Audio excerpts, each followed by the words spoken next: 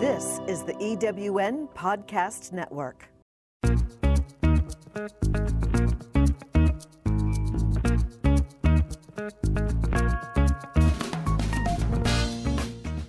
Welcome to Late Boomers, our podcast guide to creating your third act with style, power, and impact. Hi, I'm Kathy Worthington. And I'm Mary Elkins. Join us as we bring you conversations with successful entrepreneurs, entertainers, and people with vision who are making a difference in the world. Everyone has a story, and we'll take you along for the ride on each interview, recounting the journey our guests have taken to get where they are, inspiring you to create your own path to success. Let's get started. Hello, I'm Kathy Worthington, and welcome to Late Boomers. Today, our special guest is Claudia Rosenhouse Raiken, who is a childbirth educator, a birth doula, an Alexander Technique teacher, and a biodynamic cranial sacral practitioner.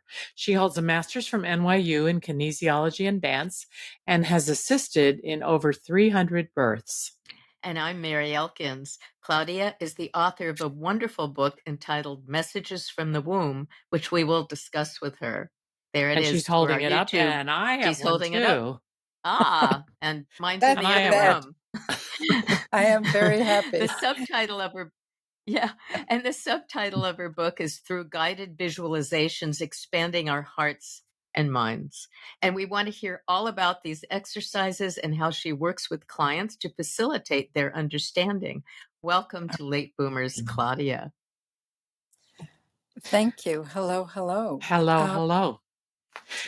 And Claudia, can you tell us about your background and how you got started being a doula, particularly tell about adopting your daughters and how that led you to this path? Okay. Yeah, it was a strange path, given that I have two daughters adopted from China. And even stranger, I became very good friends with a psychic. But first, she was just a psychic, and she was helping me through the adoption process. And she would say things like, how would she put it? In dream time, you're visiting your daughters in the womb. And I would go, what? What am I doing? I said, yes, you're visiting them. Mm-hmm. It's already been decided. Their birth parents, you and your daughter, because it was one at a time, it's been decided this is the way you want to do life. And you're visiting her in the womb so that she gets to know your energy. Now, you know, all this now seems so normal and doable to me. I went like, of course, that was cool that I was doing that. But when she would tell me that, because she would never explain, she was so much, well, this is how it is. You're doing this. And I would go, whoa, this is kind of interesting. But the truth is that they did instantly know me. Just think of it. They were in the orphanage, each separately. They're about 2 years apart, a little bit less. And so they were basically abandoned, my little one, at birth. They can tell by I think the umbilical cord. They just sort of can tell. And the way it often gets done is they weren't allowed to have more than one. They have a child, or in the countryside, they're allowed to have two, but they want a boy because a boy is the one that will take care of the family, so if it's girl, we need room to have a boy. So they usually leave the baby around 4 a.m. when they will be found very quickly, or 4:30 in the morning in a crowd. This is where my youngest one was in a crowded, wasn't crowded when she was left, but it would be a crowded area, and somebody would surely see her and then take her to a police station or an orphanage. So, um, and they say usually the one leaving the baby kind of is hiding, making sure that the baby gets picked up. Remember, it was illegal to do that. It was illegal to have a second child, and it was illegal to abandon. So kind of catch Mm. 22, right? And it was illegal Yeah. to put them in an orphanage. It was crazy for them. So anyway, um, so my daughter had been in the orphanage, right, 8 months, almost 9. This is my youngest. I'm going to do this, my youngest. And it, such a crazy story. There were 3 of us, 3 Americans that traveled to get the babies from the same agency, right? And we were at a hotel, and there's the big day when they're going to hand you your baby. So they hand us each a baby. And I'm like going, this doesn't look like the baby whose picture they sent that we said yes to. And the nurses are going to the doctor, no, wrong. So he had given the wrong baby to each of Oh. us. And then we get the Oh. right, yeah. And then we each get the right baby. And my daughter clung to me like there was no tomorrow. I mean, she just clung. It was like, I found you, I found you. I never thought you'd come. And that's her personality. She is a little worrier until something happens. So as soon as, I mean, my poor husband felt like she only loves you. She clung to me.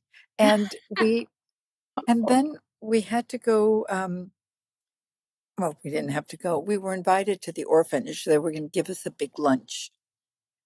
Sort of 3 days after we'd gotten the baby, because you have to go to all the uh, official offices and you have to swear that you're going to love the baby and you have to explain why do you want a Chinese baby. I mean, you go through their adoption process. So Mhm. they scheduled a big lunch for all of us who had adopted the baby, and we're supposed to bring the babies to the orphanage where she had lived her whole life, right?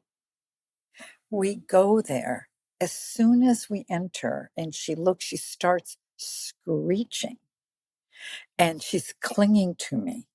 And the nurses that have taken care of her whole life come and, goo goo baby, look at me. And she is screeching and clinging on to me. And they're joking, you ingrate, we took care of you for your 8 months. But Mm. my husband and my eldest went in to have lunch. I couldn't do that to her. She was so freaked out that maybe I was giving her back. And Yeah. so Mhm. I told my husband, I'll wait right outside the gates here. You can bring us food. And, I talked to her. I mean, also she's 8 months. She's never heard English, but I'm just sort of, English. saying it's okay. You're mine. You're not going back. But it was interesting, right? She knew she was supposed to be with me, and she freaked out when we went back to the orphanage. Mhm. Well, did you communicate with her at all before you got her? And Well, also, okay, I didn't I know mean, about how do you get, uh, okay. yeah. Oh, but did you Well, feel anything? Because I know you talk in your book about communicating with your children when they're in the womb okay. and First of all, also I before they're learned conceived. So, I learned the technique dream birth. I mean, I helped develop it way after. But oh boy, as soon as I held her in my arms, there was such intense connection. I don't even know how to describe it. Scary connection. And I remember talking to my friend Patricia, the one being the psychic, who said, "Oh, this is something else." It was like Greek to me. Oh, in between lifetimes, you're part of the same pod. And I'm like, pod, Patricia, Mhm. what's a pod? And she said, you're friends in between lifetimes. You have known each other forever and you're very, very close. And that's what you felt when you first met her. I didn't know, well, I didn't know formally, but I would talk mind to mind already before I met them. I mean, just, I'm going to come pick you up. Yeah. Don't So worry. what's the jump between the adoption and being a doula then and Okay. assisting with births? Yeah. So thank you. So when the girls were already a bit older, not too much older, maybe 7 and 9 or no, younger. 5, but they weren't babies anymore. We all know how to talk. But okay. Um, I'm having a session with Patricia, not to do with anything but her people. She would hear things from, I think there were Tibetan masters, I found out later, and Mm. they said to me, you need to work with pregnant women. You Mm-hmm. need to work with pregnant women. And I'm like, what the hell? Why? I haven't had a baby. I haven't been pregnant. This is no, no, no, no, no, no. This doesn't make sense. No, you have a lot to offer them. At that point, I had no idea what I had to offer them. They continued to tell me in one of our sessions that I was going to teach the mothers how to communicate with their babies in the womb and even before conception and after now. Mm-hmm. That was so beyond my understanding. It, you know, like Mm-hmm. when something doesn't compute, I took notes because I take notes. Somebody's telling me something, I write it down. It wasn't until I had found Catherine, who we developed Dream Birth, and that in actuality, well, okay, why did I become a doula? They said, you need to work with pregnant people. Um, like the universe arranges things. I live in uh, connected garden apartments, and my neighbor was doing plants, and she looked like her back hurt. You know, she's hurting her back, and I go, "Oh, come on, this is what I do for a living. Come to my house, and I'll give you a session." I put out my table, and I'm giving her a craniosacral session to release her back. And she says, I was just so excited because my daughter told me she's joining with 2 other doulas and they're becoming a little company. I go, doula, what's a doula? And she tells me, oh, Yeah. they help people when they're, at birth. And I go, ding, ding, ding. I go, that's so interesting. I said, I have something that will help them. They have something that will help me. Anyway, I got together with them. And I give them each a sample session. Oh, pregnant women would love this. I ask a little bit what their work is like, how they trained, and the idea starts to enter. You have to train to be a doula.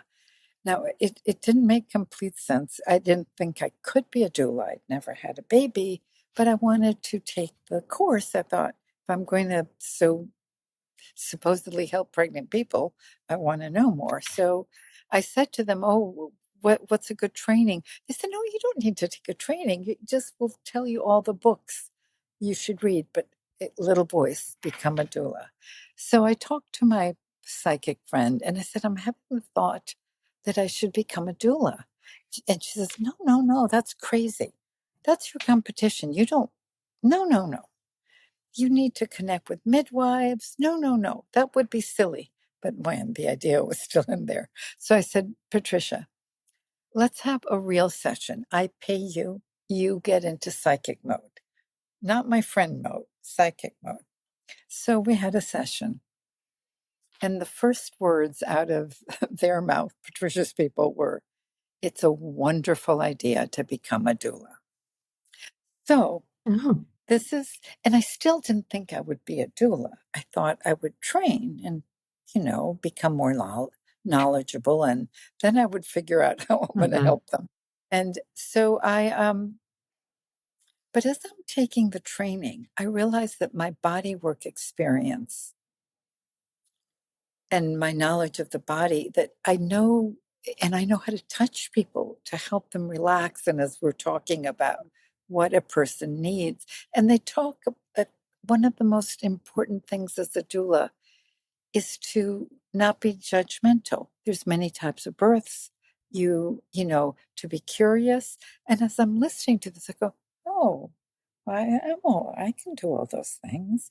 And then all of a sudden, the realization zooms in. Well, wait, medical doctor, some men are obese and they've never had babies.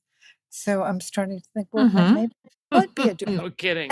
You know, and there's midwives that I know, that don't have children. I knew someone that had an adopted child. So all of a sudden it starts to be, I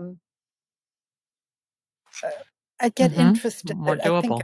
do this, right. And in any case, you know how when it's the right thing, everything starts to fall into place. I had a friend that I had trained with in Alexander Technique, and somebody told me, What is that? Oh, Alexander Technique is a type of body work that it's really that a lot of actors and musicians take it because it gets you into your most fluid, correct alignment so that everything can flow. Oh. All right. So it's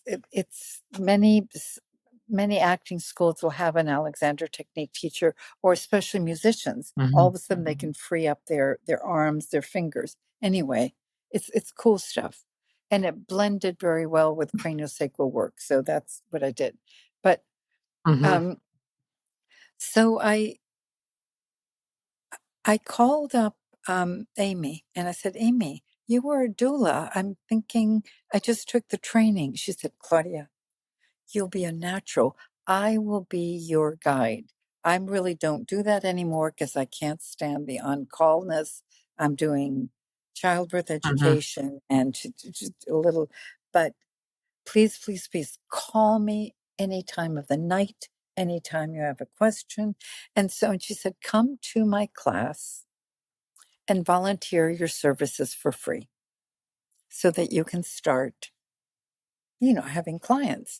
So two of her uh, childbirth education couples said, they wanted to use me. I wanted to know how the parent communicates with the child in the womb and how you get the parent to Okay. do that. All right. Either when the baby's in the womb or before they're conceived. And I know that I asked it a while back, but we veered off. Okay. Dream birth imagery is designed partly to talk to the baby. You go in with your imagination, you take your eyes down into your womb, tell your baby anything you want to tell them. Is there anything your baby wants to say to you? People, when they're pregnant, they're moved. If I have a little class and they go, I'm so emotional. I go, great. Now, did the baby say anything? No, but it seems she seemed so happy that I came to say hello. Okay, then this is how you do it. Then there's an exercise that you always teach almost anybody, but who's pregnant or who wants to get pregnant. They create a garden that is a safe place to rest, to commune with nature, and it's a start of them learning this world of imagery. So there you can see there's a garden. Open up the gate. What does your garden look like? And they start to tell you, and then you say, well, if they're pregnant, this is where you're going to give birth. This is a really good way. Really start. Is the garden the way you want it? Okay. The garden is not written as a way to communicate with the babies, but now I use every exercise where the woman learns how to relax. She becomes the water, where you, um, eh, they're very short visualizations. They get you in a little bit of a slightly dreamy state, but you're conscious. They're very short. So in the garden, I asked them to connect with the baby again. And ask the baby if there's anything in the garden that they want that isn't there. I just worked with someone today. What did the baby wanted her sister there. She has a little, a little older. So she wanted the sister, and she wanted to be outside of the womb playing with the sister. So I said to them, I said, see her playing with the sister. I mean, some want a little blue blanket, some ask for animals, some ask for swing set.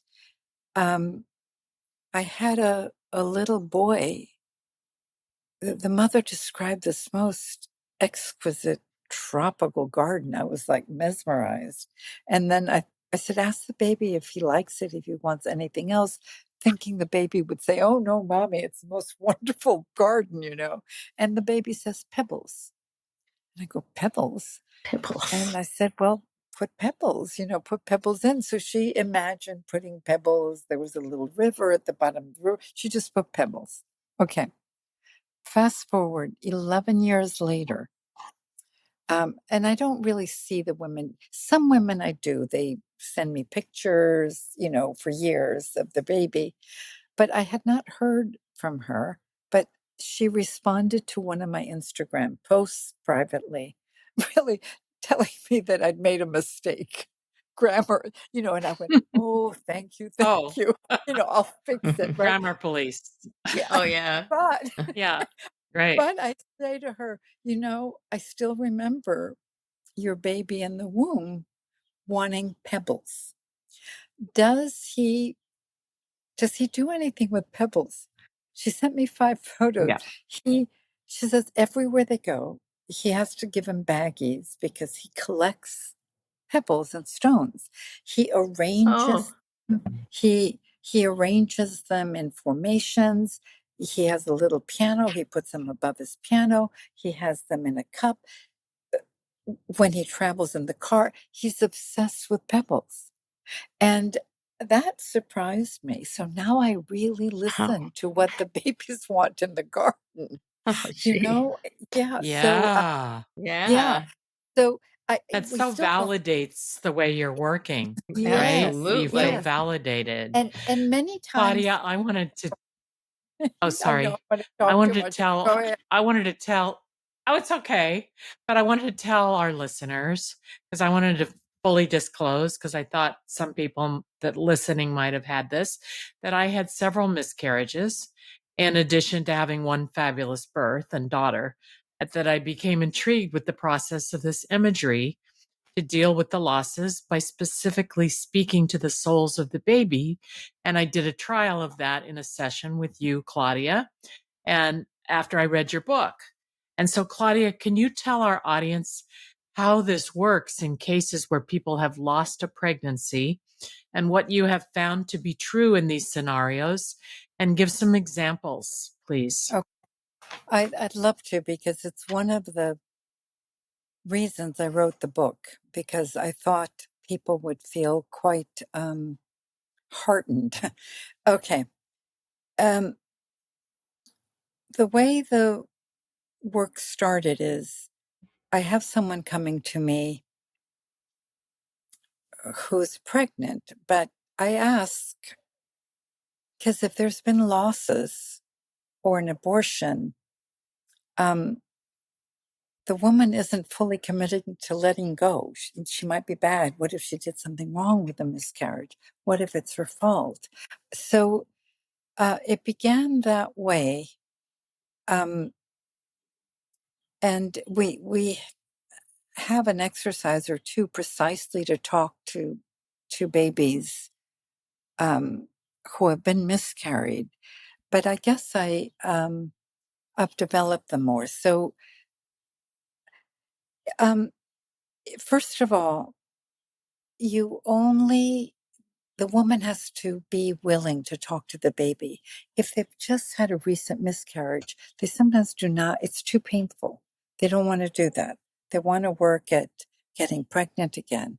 So I say simply, we have an exercise where you can talk to the baby that you lost if you want to, if you're comfortable.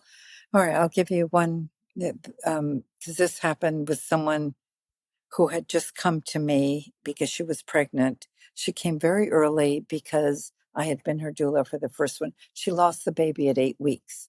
She calls me from the doctor, Mm. hysterical. They can't hear the heartbeat. And I go, well, it's my office day if you want to come. Yes. So she came. And, she's it was just hysterical. She wasn't just weeping. She's very, very upset. And I go, we have an exercise to talk to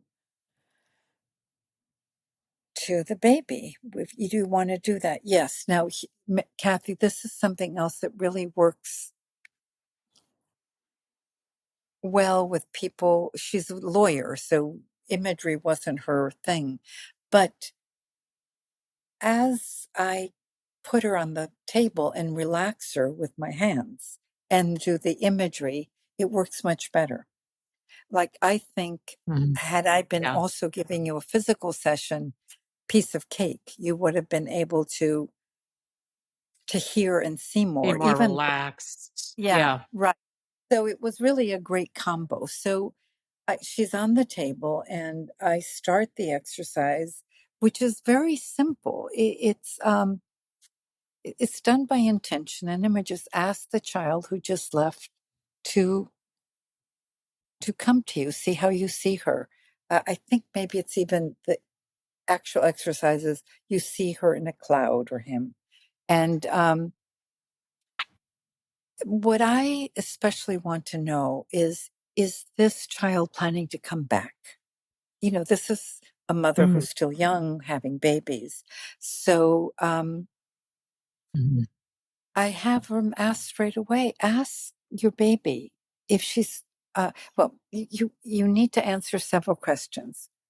If they're willing to answer, if they can, ask your baby why it went away. What was there a problem? Is she planning to come back? I'm going to use she just to not do she or he. Is she planning to come back? Um, is there anything she needs you to do to be able to come back easily? So you start a conversation. Sometimes the babies, like a person, are very talkative. Some you have to pull. This is a little bit like pulling teeth. With this woman, the baby just volunteered. I'm coming back. I'm coming. So she starts to, I mean, the smile was, as big as the room. She's here, Claudia. I can feel her. I can feel her. She's here. And I go, okay, ask her. Mary, what do you want to ask? Oh, I just was curious how she heard the baby's Oh, communication. thank you, It's thank not you, with her thank you. ears. No, not with her ears. Not with her ears. It's I guess telepathic talk. Some people hear. I never hear. But I do hear words, but silently. It's hard to describe. It sounds crazy, gobbledygook, but many of us sort of have that experience with someone that you're close. You can almost hear. Yeah. I mean, I had a very good friend in high school, and she hadn't said a word, but she had become, it was, now we were in our 20s. I hadn't seen her. And all of a sudden I said, don't worry, the elevator is safe. And she jolted. She said, I didn't say anything, Claudia. But she had been thinking that she was scared to go back in the elevator. Now, how did I hear that? I don't know. Oh, but Mhm. she basically, she didn't say no. She just said, I can feel her. She's here. She's here. That's all she said. So she's feeling that she's there. With each woman, it's different. So there's no law. I mean, no rules. And sometimes you have to really relax the woman. The body work really helps. But there's also exercises that just relax you, imagery exercises. But so I asked her, her name was Julia. I can do it because she was in the book and she wanted me to use her name. I said, Julia, ask her if she's planning to come back. She says yes. She says this. I don't know how she heard that. She just says, she says yes. So ask her, Julia, what you need to do for her to come back. And she Come sees back to her and not to another woman, right? right, or right, or stay in heaven or wherever. So she sees the image of herself with her husband and her boy, her son, in a park. And I go, so what does that mean to you, Julia? Because I'm not sure what it means to her, right? Or what it means. And she says, I think it means that I have to play more. We have to become more of a family and play more. That kind of makes sense, right? But then this is sort of a more amazing part. Then I gave her an exercise, imaginal, to clean the womb. She's just had a loss. So you get, you get led to cleaning your womb with light, and I forget what the exact exercise does. And right after she would clean her womb, she would see a cherry blossom. She said, Claudia, I'm seeing a cherry blossom. What does that mean? And I'm like, I don't know what a cherry blossom in the womb means. But I go, does it feel okay? She says, yeah, it feels okay. So I go, well, a cherry blossom is pretty. I didn't, when something doesn't feel good, you clean it up. Well, let's take it out, ask the cherry blossom what it's doing there. But I didn't know what to do. And it felt okay. So in the meantime, we keep working together. She starts to, this is, she starts to imagine every time she comes to the office, the little girl says to her, Mommy, have faith. You have to have faith. One day she said to her, you need to pray. Poor woman was from like the Soviet Union. Praying was not in her thing, And she says, you need to pray, so you need to see that things come for a reason. And poor Julia is like, how do I pray? And I go, well, just see her with you. See her, imagine her really being there. So she starts to imagine a little girl, and she has long hair and she braids it. She sees herself combing this little girl's hair and braiding it. And that always gives her hope and makes her feel good. But listen to this. A few weeks after her doing that, she comes to me and says, my whole family's freaking out.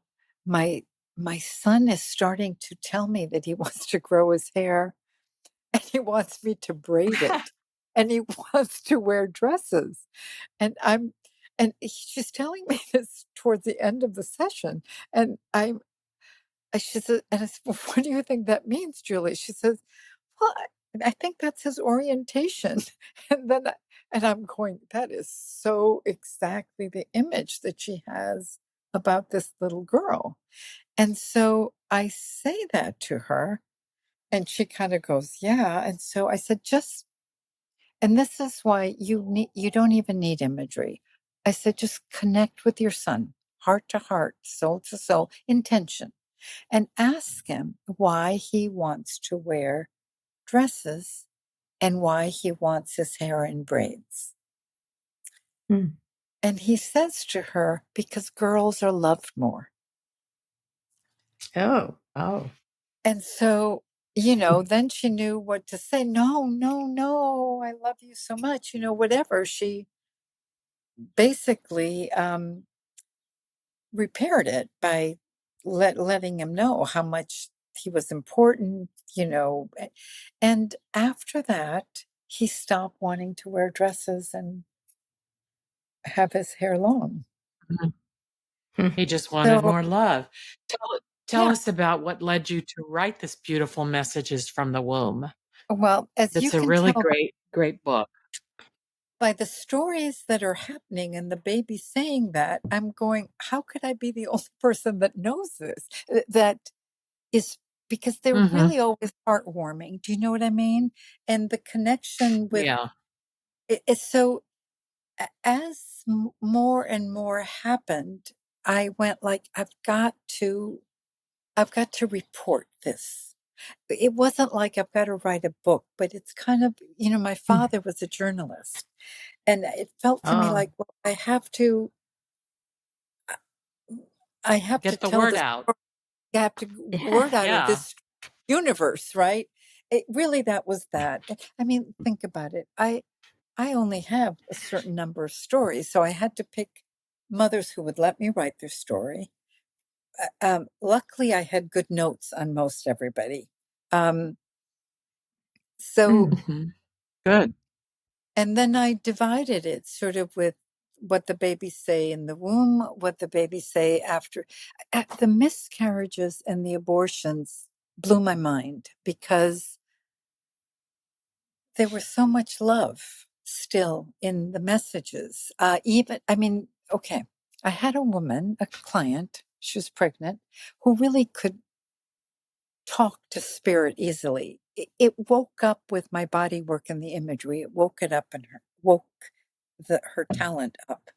And when she had a miscarriage, her baby started to talk to us, to her, but to me, saying, Claudia, he would just tell me things about birth.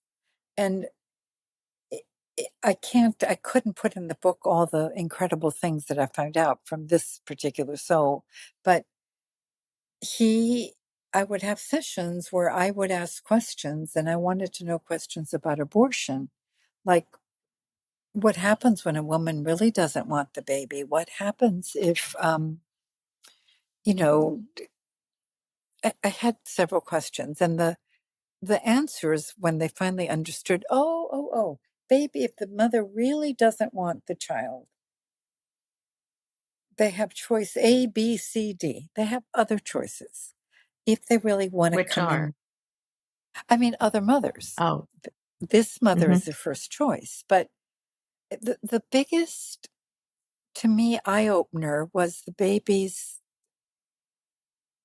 the aborted baby saying many times we know we'll be aborted, but we come in so that the mother feels loved. No one can love her like we can love her inside her. And she has no friends. She feels miserable. And so we come in, even though we know we won't stay. And they said, we go right back to the light. Sometimes it's the way we deal with abandonment to understand quickly how quickly you go to the light. But I was stunned at the love. Really, that's what I think that more than anything made me feel like I have to write this. There's so many people in such pain and such shame and such uh, aloneness, right? And you don't talk about it yeah. much. And it's either it's the most Mhm. horrible, cruel thing you can do, or it's a nothing, and it's in between, right? And and Mhm. sometimes that aborted baby will come back. I've had a mother that had been drinking and having some drugs, and she got pregnant, and she said to her partner, I want a baby, but I don't want it like this. So they talked to the baby even before they met me and said, please, please, please, please, please, please, can we let you go and come back again when we're a little bit, when I haven't been drinking and having drugs? And that's what happened. And the baby did come back. So, but, you know, sometimes, you see college kids or high school kids who are miserable and they get pregnant. And, Yeah. And often getting pregnant and then sometimes having the abortion helps them get their life together. All of a sudden they get it together. I'm going to study more. I mean, I'm actually thinking of a friend of my daughter's who, it was just my observation, you know, Mm-hmm. uh, my Mhm. daughter said, don't tell anyone, but she got an abortion. But after that, I could see her getting her life together. So, Oh. I wanted to talk about dream birth imagery that you mentioned in the book. How does that facilitate communication between the child and the mother? um, what it really does is, okay, this is very recent. The exercises are very short and they leave room. I almost think that maybe if we would have time, we could do the dolphin exercise. The, the There's an exercise we have to help the mother really relax for birth, to practice having a relaxed um, birth. The exercise takes you, there's a pool, you decide to go into the water, and you make it very sensory, sensual. Feel the water on your Mm. knees, your thighs, you know, feel yourself floating, look up at the sky, feel the support of the water. So it's somewhat poetic and it's sensual, you're getting them in their senses. And take your eyes down to visit your baby. Tell your baby that you're going to go in the pool too, because they're in water. You start the communication. Okay. Then you continue, feel the little wavelets elongating your spine, elongating your arms and legs, elongating. Now feel yourself um, become the water, right? And some people become the water, some people don't, but they usually feel that sense of elongation. Okay. I love that exercise because it helps a pregnant woman know how relaxed she needs to be. And I say, so you practice this.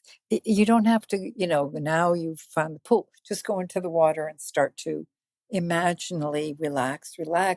Do it in a pool for real. Do it imaginally. Okay. I have a woman who trained with me. That means for almost a year, she's been learning all these exercises. She just got pregnant and she was very excited. She's almost done with the course. And she says, Claudia, I got pregnant. She wasn't one of the people that was really dying to get pregnant. She thought maybe she would, but okay, but she did. And so we're talking to the baby. Also, this woman is quite intuitive and psychic. She just is. So I give her we do 2 exercises, because she's pregnant now. And then I say to her, ask your baby which is because it's her favorite exercise. I was asking of the 2 I just gave her. And the baby says, the one where we become water together. And, Oh, and I'm thinking, oh my God, we did that exercise a year before when she wasn't pregnant at all, which means the babies are, yeah, I know, right? Are hanging gives me around. goosebumps. Oh, I know. Yeah, they're This paying just attention. happened a week or 2 ago. So I was like, because I know when we did that exercise at the beginning of the training, literally over a year ago. Do you find that some mothers cannot communicate with the baby in the womb Okay. or the I one that has left? Because I know from experience and working with you that it's very daunting to try it. okay. So do First, some people yeah. kind of block it? Yes.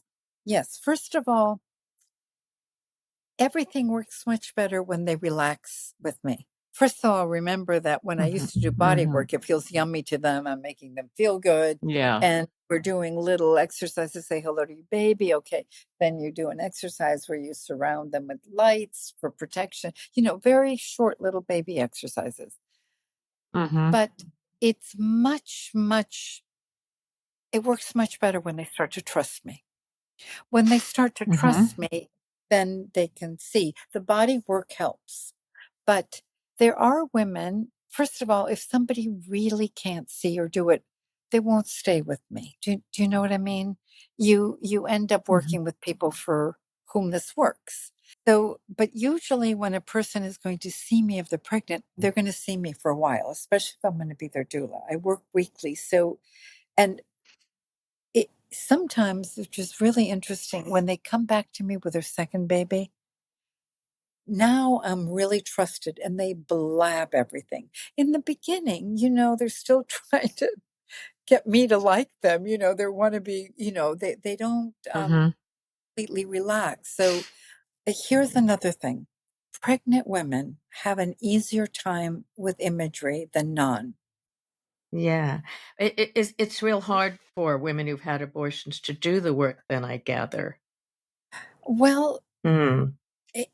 many times I'm working with someone who is already pregnant, but they had abortions. Mm. And Mm-hmm. Oh, they usually don't tell me about the abortions till pretty late in the game. And because Mm-hmm. I will tell stories, if you have guilt, you sometimes can't open. I just blab while I'm giving body work and giving them um, imagery exercises, and then later go, I have to tell you, um, that wasn't a miscarriage. I had an abortion. And so then, Mm-hmm. but by then they're understanding that if they talk to the soul, they may feel better and they may be able to open more and have a better birth. And the babies are amazing. I want you to really love that baby. Don't feel guilty. Yeah, well, I know the exercises in the book that you use with clients come partly from Catherine Shainberg, who's Oh, a in fact, yeah, PhD who taught you and mentored you. Do you want to tell us a little bit about yes, I do. how I'm you gonna. got connected with her? But that was the story I was starting to tell when I was at the craniosacral workshop. This woman said, "I think you'd Oh, really," and she connected me with Catherine. I Catherine Shainberg is an incredible expert in imagery for anything, everything. And I went to her and mm-hmm. said, "Can you teach me imagery for birth?" She said, "Yeah, I can teach you imagery for anything." But she really, after working with me alone for a while, she said, "I'm much better if you get me a group. If you get me a group of interested doulas, Mm-hmm. I will be a dream." And she was. So um, again, the universe helped, and had a group of 7 women, 5 of us or 4 of us doulas, a psychologist, an acupuncturist who were interested in birth. And we met Mm-hmm. every Wednesday from 12 to 1:30 for 7 years, minus the oh, summers. Wow.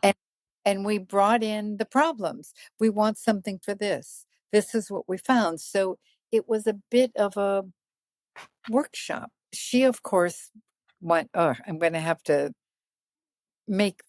create exercises and pull out exercises from the tradition." But of course, there's exercises to work with your partner when you're angry, when a pregnant woman is a woman, is a woman with problems, right? So there's Mm-hmm. exercises to help you, you become a volcano, you express your anger. So, okay. No. it, Oh, so yeah, well, that's a right. lot of That, homework. You guys put in yeah. a lot of homework. Yeah. What do you mean a Do lot of you, homework? Well, 7 lo- years of every, Oh, yeah. well, week but and we were all the fascinated. development. Yeah, and I was trying it right away, and then we would go, "Wait, this didn't work." So we hadn't Mm-hmm. put in the practicing the birth that the cord should be freely floating. And I'm thinking, so many cords are wrapped around. And so then we Yeah. put that in the exercise, and then people started to have less wraps. And for tearing, there was a wonderful exercise. You drink sunlight oil, and it makes everything slippery and juicy and pliable. And, the everything becomes Oh, soft. that's in all the books about China, all the books you read in ancient Chinese. Oh, When they let interesting. the women attend the births, they had all Ah, those images, and they interesting. used oil, and they used, Okay, yeah, but this is yeah. that's wildly cool. But you use it imaginally, and after that, there was very little tearing. The nurses got really interested when that happened because I would be at the woman's left ear, the nurses, and I would go stretchy, so pliable, because they'd done the Oh gosh. the nurses are like, but Gee. but the woman wouldn't tear, and usually first time moms tear. I want to ask you, Claudia, what would you like our audience to have today as a takeaway? Oh my goodness. Actually, do we have time to do a little exercise so you get a sample or no? When do you We could need do a it? little bit. Yeah, we could It's do a called, little one. yeah, Yeah, it, short it's one. it's it's dolphins, which babies and mothers and Yeah. non-pregnant people like, and you'll see why. Okay. Yeah. I So like here. that dolphin Yeah, we're exercise. not pregnant. Oh, did I do it with you? Yeah, it's fun. So, and it's Yeah, safe. you did the dolphin. Okay, so close Hmm. your eyes, everybody. Close your eyes Okay. and Not if you're breathe. driving, people. Yeah, right. People, if you're driving, don't do this. Or Okay. running. Thank you, thank you. Disclaimer. Or Yes. running, but if you're walking, just stop. Okay, here Okay. we go. So close your eyes and just breathe out slowly 3 times. Just you're focusing on the out breath and see the numbers. So you see the number 3, the number 2, the number 1. And now you're at the beach. Imagine you're at the beach. You're looking out at the turquoise blue sea. And you watch the dolphins playing in the waves. Breathing out, you drop all your clothes. You want to go with those dolphins. You step into the ocean. You swim out to the dolphins. When you get to the dolphins, feel that one in particular attracts you. Put your arms around the dolphin and let the dolphin take you in the waves. Um, it rocks in the waves, it turns around in the waves in all directions. Breathe out and now become the dolphin, rolling in the waves, jumping up, somersaulting, playing in the waves. Dive down, pirouette. And now breathe out, come out of the dolphin, hold it, and hear its whispered message to you. Breathe out, let go, and swim back to shore. Come out of the water, dry yourself in the sun.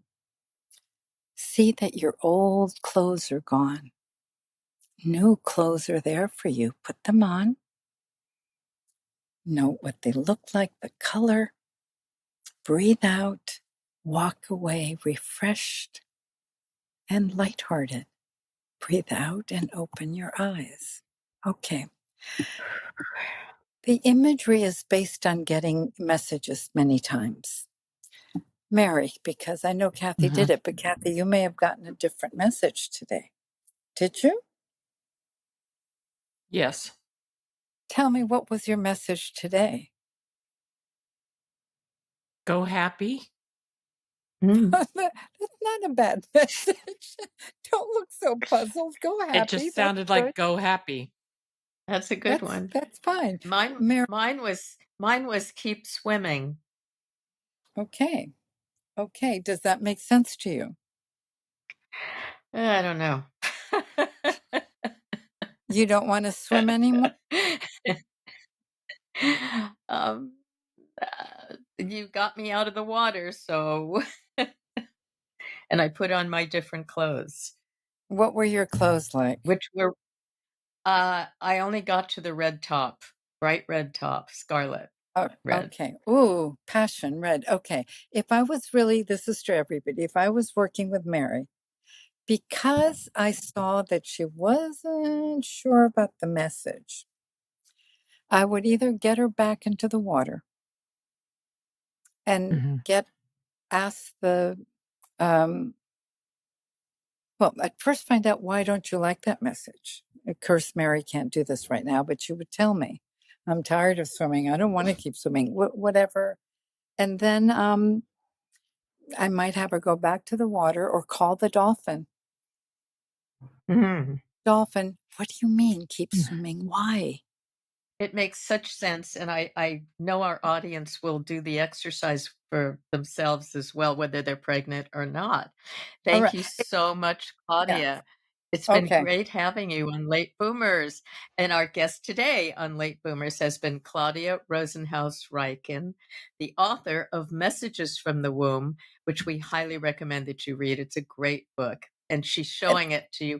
everyone. So all of our, and is I like your Kathy color is too. better. Yeah. and you're showing it for our YouTube listeners and watchers. And she is also a birth doula and a senior teacher for the School of Images. And she's based in New York, Queens, New York. You can reach her on Claudia Raiken, that's RAIKEN.com, where there are links to buy her book and see her other services and sign up for her services. Thank you so much again, Claudia. Thank And we you. want to thank our listeners. We want to thank our listeners for subscribing to our podcast and checking us out on YouTube and recommending us to your friends. We appreciate you, and we'd love to have you give us a 5-star review. And we want to hear about your experiences with late boomers and what gets you inspired. Please give us some feedback. We're on Instagram at I am Kathy Worthington and at I am Mary Elkins and at Late Boomers. Thank you for listening, and thanks again, Claudia. Thank you. Thank you. Thank you.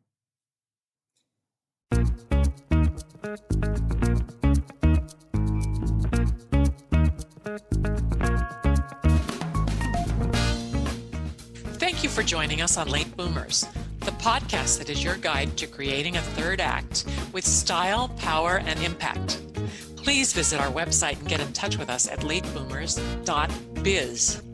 If you would like to listen to or download other episodes of Late Boomers, go to ewnpodcastnetwork.com.